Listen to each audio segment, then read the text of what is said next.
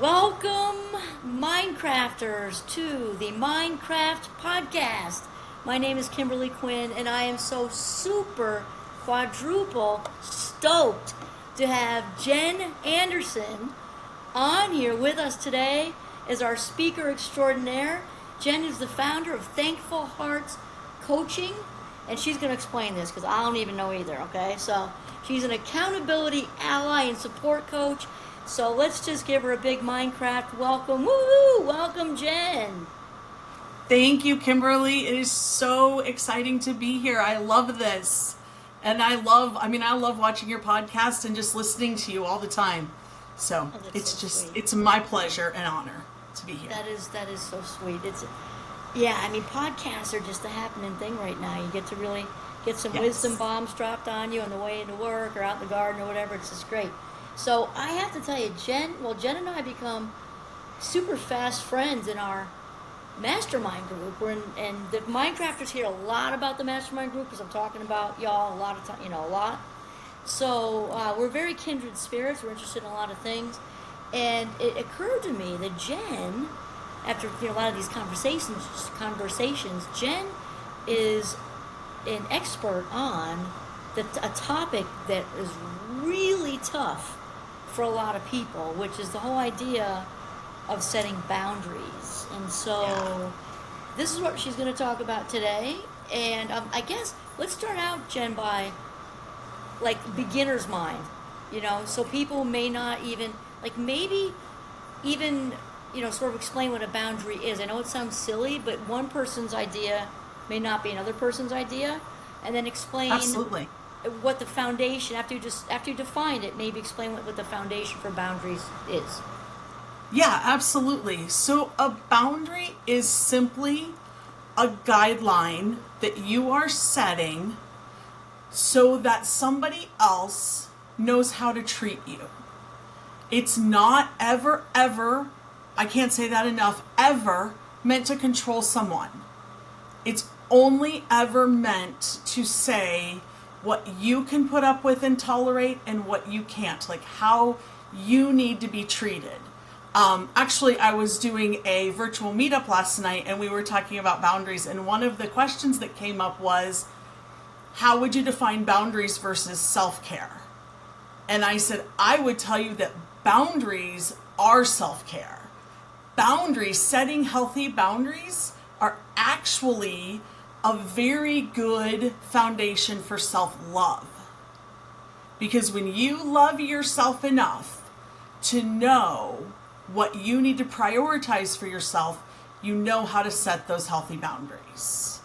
So it's all about, the foundations for boundaries are self-respect, self-love, how you're going to interact in mutual, or have mutual respect in relationships.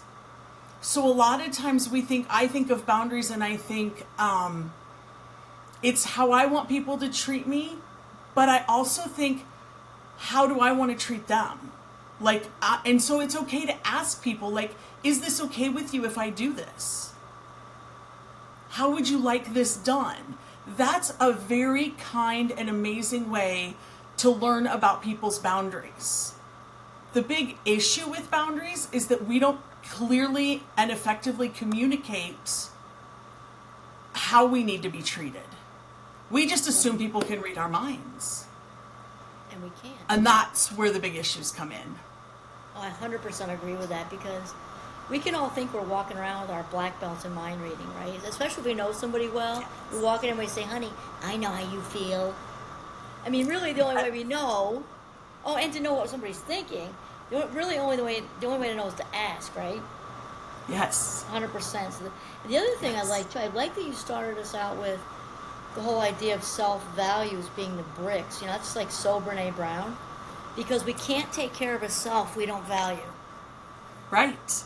Just not happening. Right. And I always tell people, especially my clients, I'm like, you're defining, no, that's not it. You're telling people how to treat you. Right. So by you walking around, it all comes into this. So I have this motto that I use in my coaching, and it's belief plus boundaries equals bliss. shifting limiting beliefs, setting healthy, empowering boundaries helps us find our bliss. And it's so true, because we can't find our joy and our bliss when we walk around saying, oh, I'm so dumb. And our kids hear us say that. So our kids start thinking we're dumb because we're saying that out loud in front of them, around them, whatever it is. And we do that with friends. We do that with coworkers, with spouses, with parents, whatever. We teach them how to treat us. Oh, totally. So it goes both ways, negative and positive. Right. Teach them how to treat you positively. Love yourself, and that will follow. That's such a beautiful thing. Jen, you're singing my tune, because I say that a lot. I mean, we teach people how to treat us all day long.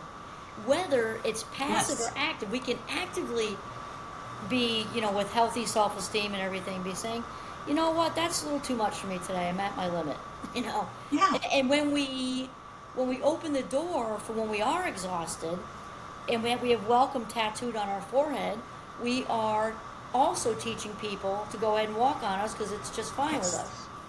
Yes. Yes. And then we get mad at them because they did it. Right. Or we get mad because they should have known better. They should have known better. And Just because I said walk all over my face doesn't mean you needed to do it. Exactly. Yes, absolutely. No, I say this all the time. Yes. Oh my gosh, I love how you just verbalized that, because that like dips into a whole other thing, because I'm all about living deliberately, which, like in general, the boundaries are fit into that, but living deliberately, because we walk around all day long making decisions, little ones like ketchup or mustard, all the way to buy the house, date somebody, marry, the whole thing, right? Mm-hmm. And we do far better when we are actively making decisions consciously versus passively autopilot, throwing caution to the wind, because that's how a lot of this unconscious crap surges from the vault and leaks out of our pores to tell the world to walk on our faces, right? Yes. Excellent. Yes, absolutely. Now that's a good place to go, because I was going to ask you about types of boundaries, but before we get to that, let's see if you can have fun with this one. Let's say either way, but what might sort of be in somebody's hard drive or wiring, I like to say in the vault. That's a nicer way to say something. Unconscious mind, super Freudian. But what type of adult, like what happened with them along the way, that may have let's just say her, him, they, doesn't matter, set up to maybe struggle with this at first before they did some inner work. What do you think's going on sometimes? I think that's where the limiting beliefs come in. I think it's the conditioning from our childhood that sets us up to not know we need boundaries, to not understand how to set boundaries, to not even, like, going back to how we teach others to treat us, to not even know, that we're doing that. It's such a subconscious thing. And I know, like, for me, I was raised that, you don't air your dirty laundry. You don't put those things out there publicly. So then I thought that by being quiet, by being humble, by not saying all those things, I was doing the right thing, when really I wasn't speaking up for myself. I wasn't giving myself the love and the care that I needed. And I think that's the core of the issue for at least for the women that I come into contact with. That just always seems to be the core, is there's some underlying conditioning that they have that they haven't gotten over that holds them there. Oh, 100%. I mean, when I think of this whole boundary thing, Jen, honestly, it takes me straight to, and this is not everybody, so hear me, listeners, I try to stay away from polarized words in general, because they don't exist. However, the classic codependent behaviors are very, very common, such as people-pleasing and rescuing, which is a kind of a close cousin, and then the compulsive need to seek reassurance from relationships, which can drive a trustworthy partner insane. And a lot of that happens in the formative years, I think. Absolutely. And then lo and Yes. behold, we carry it like a suitcase into adulthood. Yep. Absolutely. Yeah. And I think we get confused when it comes to. I feel like we really confuse young people because we tell them they're supposed to act a certain way. And then you become an adult. And now you're supposed to stand up for yourself no matter what. And I think it's just this confusing thing that I know, like, our generation was really raised with. You know, we're supposed to do certain things, but yet now it's the complete opposite. Or it's acceptable to not do those things. Or, you know, we're not doing it right. And it's, I don't know, that's just kind of crazy. But That's good though, Jen. Can you think of an example of that for the younger folks listening? so I feel like a good example of that would be, you know, like not, like, so for us, kids had to be quiet, right? Like when we were being raised, you know, it was like kids should be quiet, kids shouldn't be doing anything. So then we grew up, and a lot of people, I deal with a lot of women in their late 40s, 50s, 60s that don't have any clue how to stand up for themselves, how to say that they need something, because they were always told to be in the background and be quiet. So, because I happen to know from my students, and mostly traditional, 18, 19, 20, and the boundary setting, because they'd actually asked me to do reels, because that's where their heads are, is reels, right? And I'm thinking 90 seconds, sure, but we'll touch on it. But it was quite, because I asked them once, and it was coming from every direction. Can you do things on boundaries and how to set them? So I think that this younger generation really doesn't have any idea either, even though they may not have been brought up in the silencing kind of atmosphere you're talking about. So I'm wondering if maybe this is coming from, because obviously, the diminished ability to set boundaries is coming directly from a feeling of unworthiness or whatever. There's a spectrum, right? So I wonder what's going on with the younger ones. The boundary setting seems so challenging. Honestly, I don't know. I mean, I did youth work for like 17 years for 17 years, but I was a youth director for about 11 and a half. And it seems like the boundary thing is really, for the younger, is really more of a people pleasing. I want everyone to be happy with me. I don't want to upset anyone. At least the girls. I think the boundary thing for the boys that I experienced was just a sheer lack of, I don't know how to put that thought even into place. Like, I'm not even there yet. Right. Not that they didn't want to be there, but they just weren't there.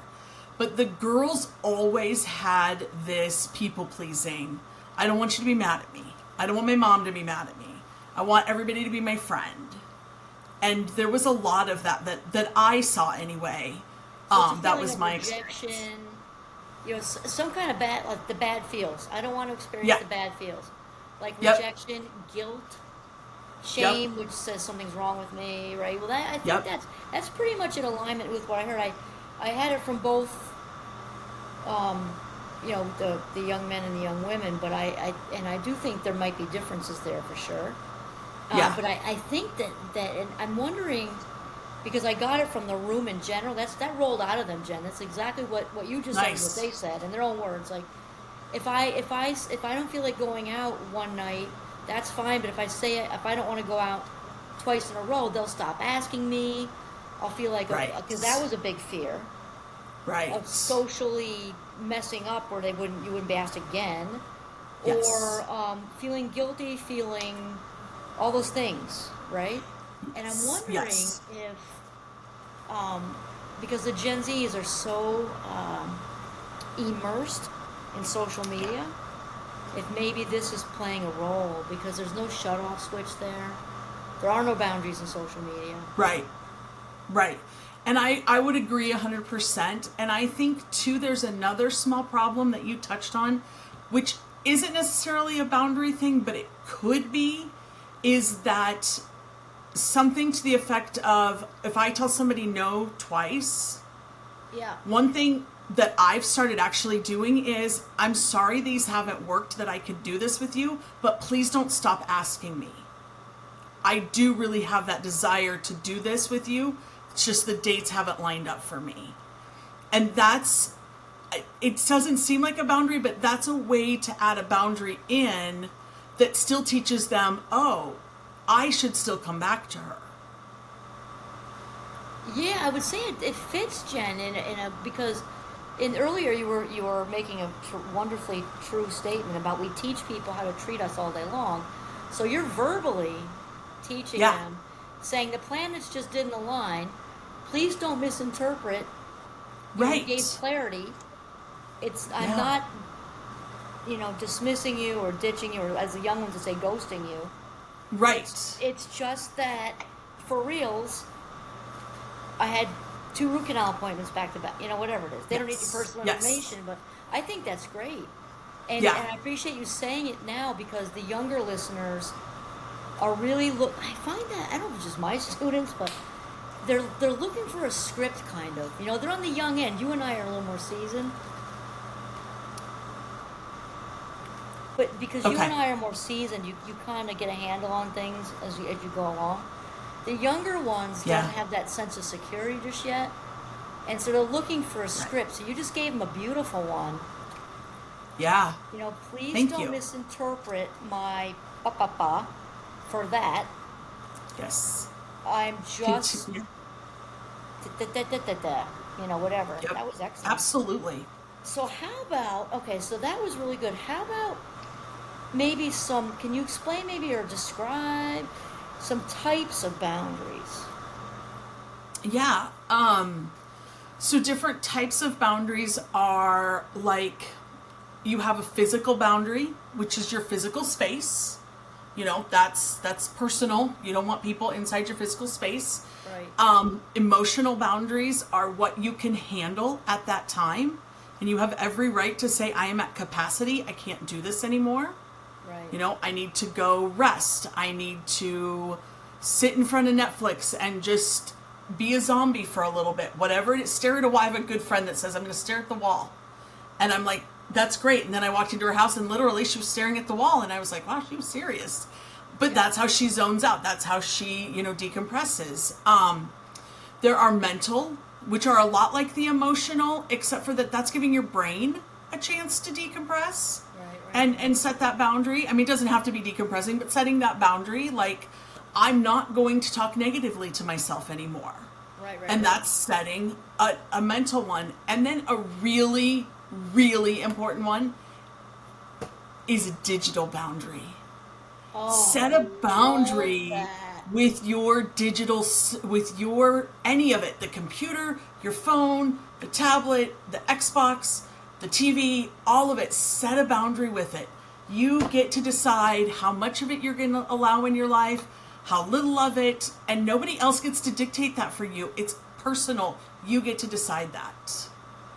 I like that a lot. I actually put my cell phone to bed in the kitchen drawer that's right over there.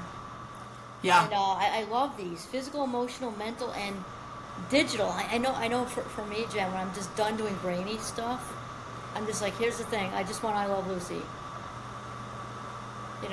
Or go out on the deck and stare at the moon when it's night out. That's like even better, actually. Yeah. Those are fantastic. Absolutely. I like that a lot. Take a break in the middle of the day and go out and get 10 minutes of sunshine on your face. Yeah, just go out and stare at the sky and just let the sun hit your face. Such a beautiful thing. I love that. Actually, it's funny you say that, 'cause I'm a big fan of the midday mindful minute. Got a bunch of reels on that and Tony Robbins would actually say, he actually says 15 minutes.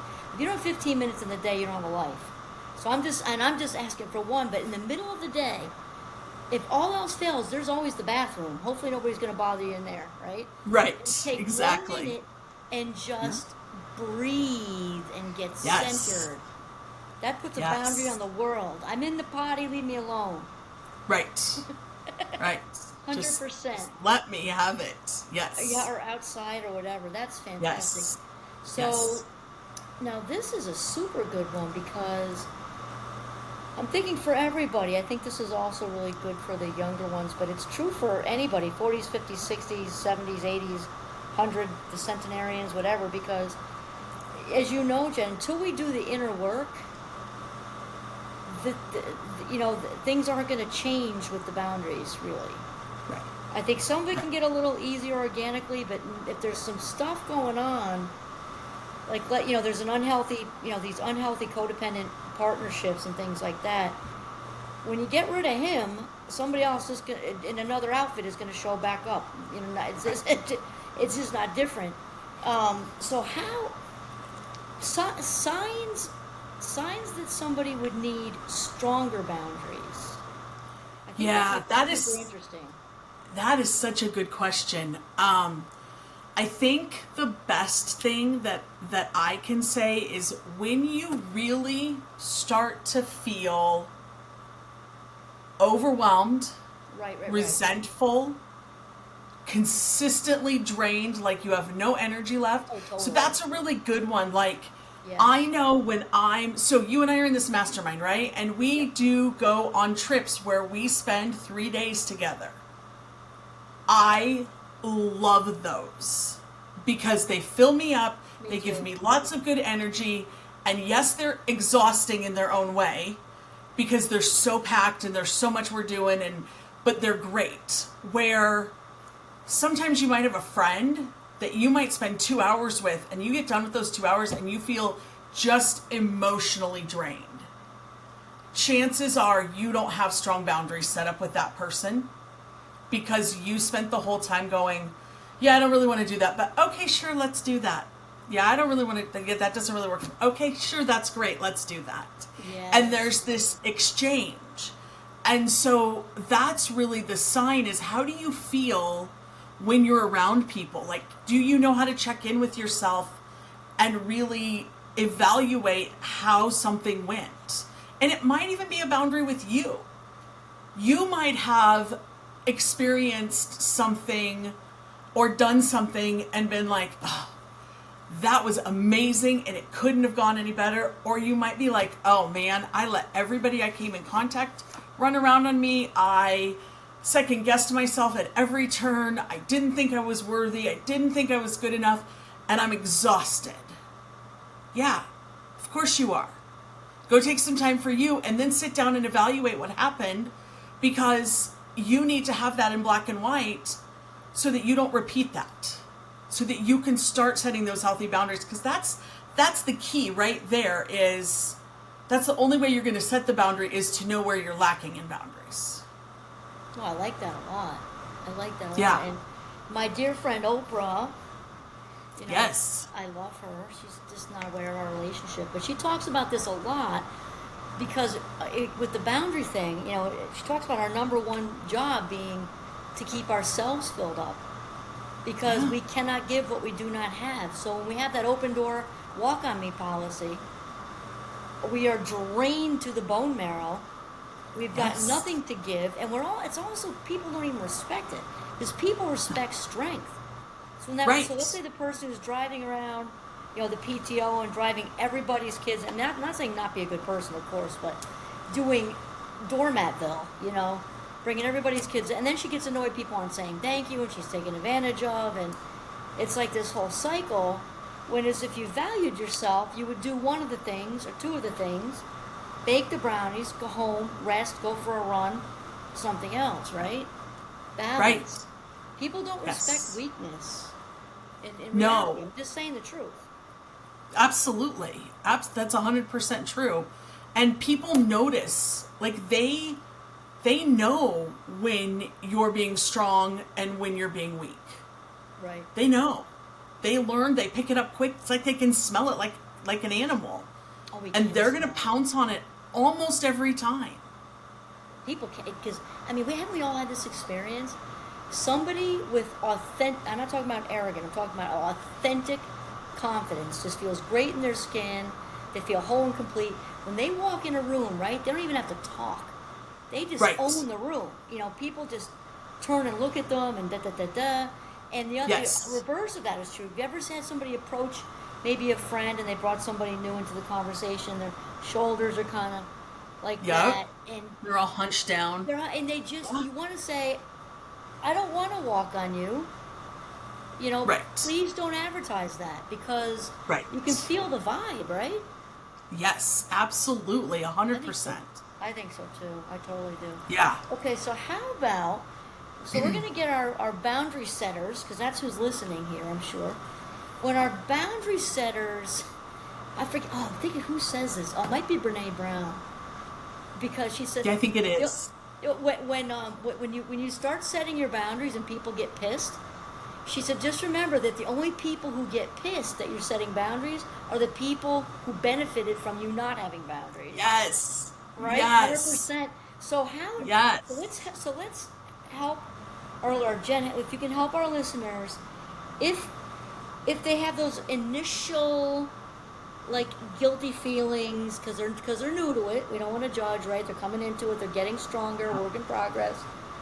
How do they overcome that as they are becoming like, let's say, getting their blue belt? Yeah.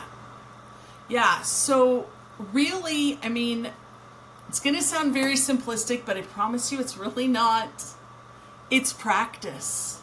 Mm-hmm. It's honestly it's like confidence.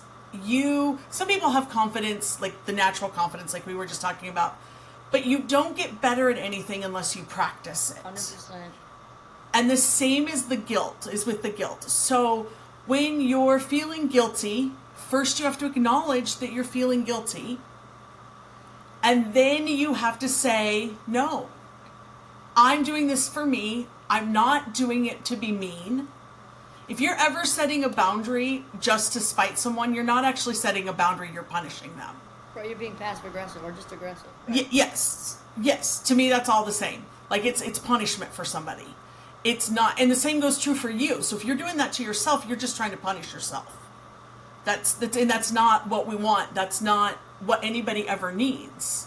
No. What we need to do and what we want to do is say, that's okay. You know, if I set a boundary with Kimberly and she's like, Chen, I don't want to do this. This isn't right. And you're taking away all the good stuff for me. I'm going to say, you know what, Kimberly, this is what I need. And you get to own your part in it. And you don't have to actually say this to the person, but it's a good example because you do need to say it to yourself. So I might go, you know, Kimberly's got a part in this too. And this is what I need. So I don't own her emotions. I only own my reactions and my emotions. I don't own hers. She has to own her own. I don't carry them around. I don't put them on like a coat. I don't let them weigh me down. I love that. I love that. And that Step is into the your easiest power. way. Yes. Right on. Right It's on. hard. It takes practice. But the more you do it, the more you will stop the guilt cycle. Because they're not your emotions. They're somebody else's. And you can't control anyone else ever. You have no control over them. That. You're singing my tune there. I You step know. right into your power. And I love the practicing thing because a lot of times people think practice or rehearsal is just for, you know, playing a musical instrument or whatever. I mean, I love that about Aristotle. We practice virtues like honesty or what, you know, we lo and behold we get better at it. Of course we do. The brain loves patterns. So if you practice stepping into your power, talking back to the conditioned negative self-talk, Yes. right? That it'll get easier. Yes. I think of that like a guitar. Like when you're playing the guitar, you get calluses and stuff, right? Yeah.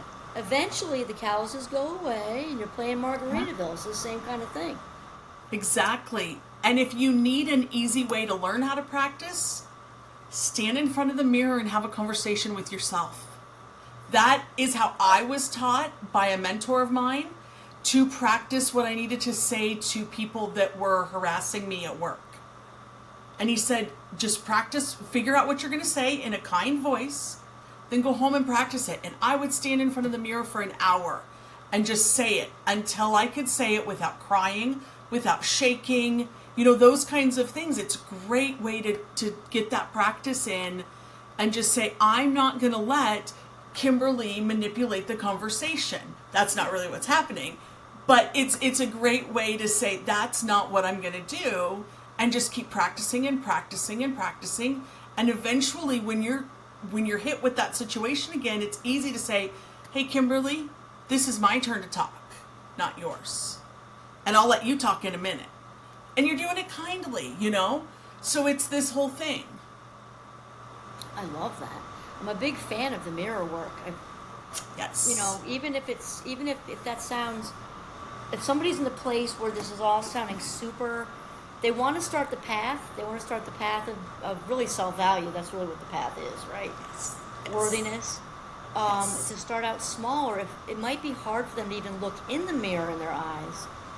And if they have to start out by something basic like great outfit, Yes. one positive thing, you look good today.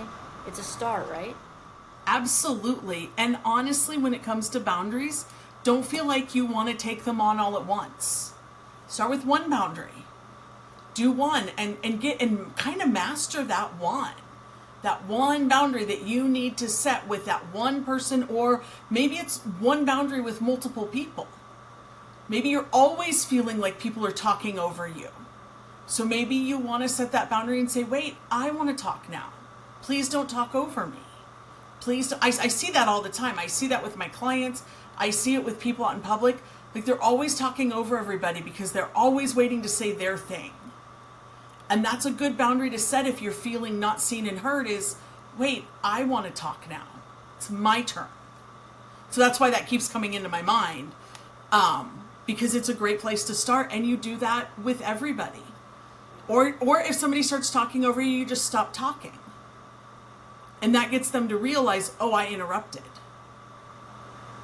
Right, And so it doesn't always have to be words if you don't have the right words. In that moment. Yeah. I was just thinking, Jen, it was just a couple weeks ago, and it wasn't like the person wasn't harsh or anything like that, but I just kind of naturally did that. So at a fabulous 59, because I'm not sure at like 20, I know I would have, but where was I? It doesn't even matter, but it was, and I said, because they kind of,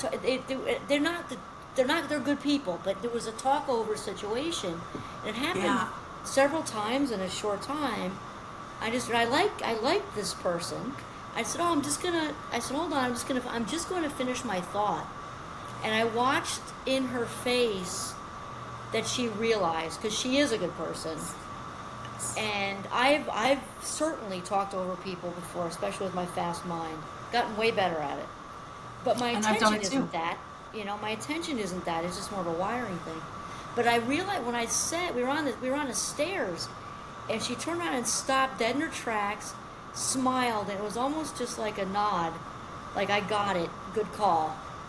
And it was a deposit in the self-esteem bank, because it happened like 2 or 3 times in a itty bitty. It was just me trying to finish the same little mini story. And I felt good. I think she probably, I'm guessing this, but it appeared by her facial expressions that it was kind of like, good call, I was wrong kind of look in the face, and you go ahead. And then it was fine. Yeah, absolutely.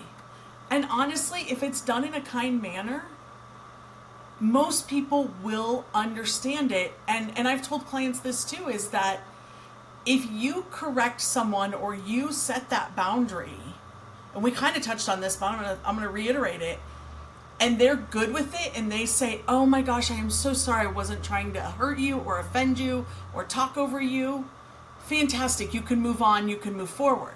If they get angry and they're like, oh, wasn't what I was doing, and this and this and this and this, you know what? Walk away. 100%.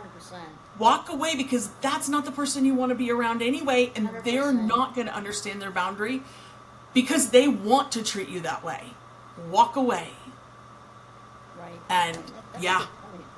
That's a super good point, because the people who are going to be, which I think most people will be, if it's an authentic situation, will be like the woman I was just she was like, wow, I didn't even, you could tell her face said it. I didn't realize I did that several Right. times in a row, and you go Yeah. ahead, But Yes.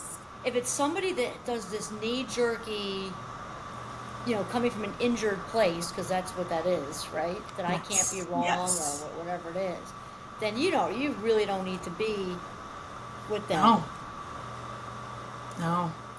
They're not, even if they say they're friends with you, they're not really being your friend. No. It's They're not in it for friendship. another reason. Yeah.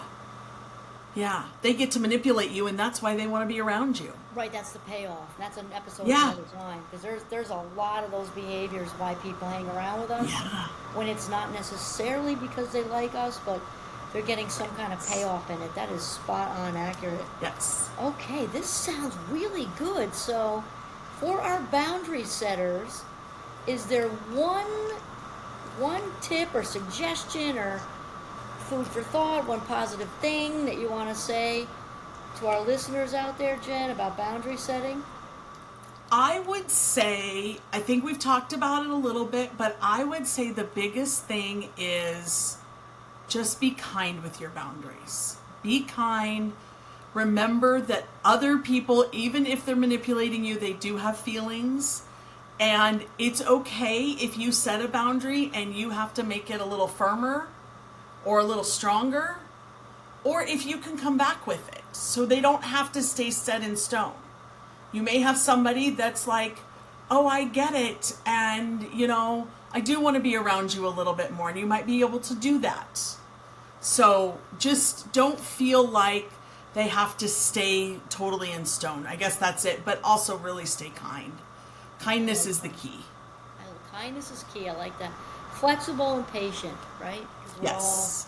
we're all working. We're all progress. learning. I love that. So, Jen, where would our listeners, if they want to continue this conversation, which I'm guessing this is at least with this is a hot topic with the young ones, Yes. for sure, and it's Yes. a hot topic, I think, for people going through changes later on in life, if they come out of Yes. divorce, or if they whatever, fill in the blanks. But so where would they find you? How do they contact you? Absolutely. So I have a website that has a Pathfinder's Discovery Call. And it's really simple. I think it's going to be down in the notes below, but it's thankfulheartscoaching.com. So it's the word thankful and then hearts, plural, coaching.com. And that's where you can find me. I do which we didn't even talk about, but I'm an accountability ally. So I do help people achieve their goals. And I love that part. But then I'm also a support group, support coach, which is really more of just the belief plus boundaries equals bliss. It's just lifting women up and holding them and really making sure that they're where they want to be in life and that they're getting everything out of life and putting themselves first. Excellent. I absolutely love that, and I've known Jen for a little bit now, and she's awesome. You're in good hands, definitely, for sure, with Thank her. you. So I would strongly encourage you to reach out. And yes, it will all be in the blurb down below. So again, that's Thankful Hearts Plural Coaching.com. And Yes. Jen Anderson. Okay. Well, thank you for being on the Minecraft podcast, Jen. It was an absolute Thank you. pleasure to have you. Thank you. I so appreciate it. And I hope your listeners just had a wonderful little conversation with us. Because I know I did. Excellent. All right, so tune in next time for the Minecraft podcast.